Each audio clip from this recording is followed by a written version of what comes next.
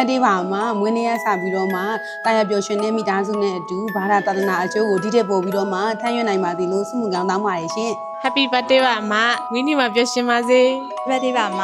ဝင်းနီမစာပြီးစိတ်ချမ်းသာခြင်းကိုယ်ရည်ကျန်းမာခြင်းနဲ့ပြည့်စုံပါစေရှေးရတဲ့မိသားစုနဲ့အတူခဝရပျော်ရွှင်စွာဖြစ်တတ်နိုင်ပါစေဘာသာသာသနာအကျိုးကိုလည်းဒီထက်မကအထက်ပို့နိုင်ပါစေ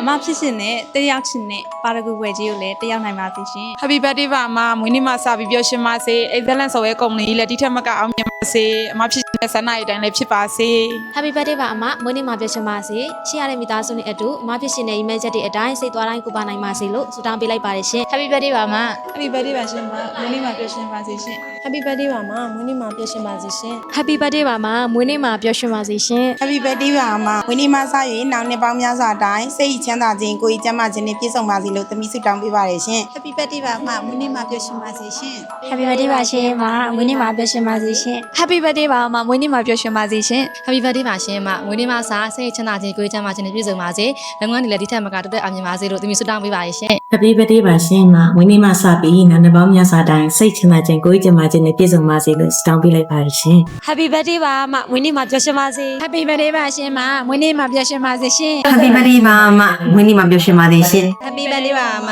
မွေးနေ့မှာပျော်ရွှင်ပါစေရှင် Happy birthday ပါအမဝင်းနေမှာပျော်ရွှင်ပါစေရှင် ဒီပါမဝင်းနေမှာပျော်ရွှင်ပါစေရှင် Happy birthday ပါမမွေးနေ့မှာပျော်ရွှင်ပါစေရှင် Happy birthday ပါအမမွေးနေ့မှာပျော်ရွှင်ပါစေရှင် Happy birthday ပါမဝင်းနေမှာပျော်ရွှင်ပါစေရှင်စိတ်ရှင်သာခြင်းကိုယ်ကျန်းမာခြင်းနဲ့လည်းပြည့်စုံပါစေလို့ဝင်းနေစလာပြီးလိုက်ပါရှင် Happy birthday ပါရှင်မမွေးနေ့မှာပျော်ရွှင်ပါစေရှင် Happy birthday ပါမဝင်းနေမှာပျော်ရွှင်ပါစေရှင်ဒီပါမဝင်းနေမှာကလေးနောက်နှစ်ပေါင်းများစွာတိုင်းကျန်းမာပျော်ရွှင်ပါစေလို့ဆုတောင်းပေးလိုက်ပါရှင် Happy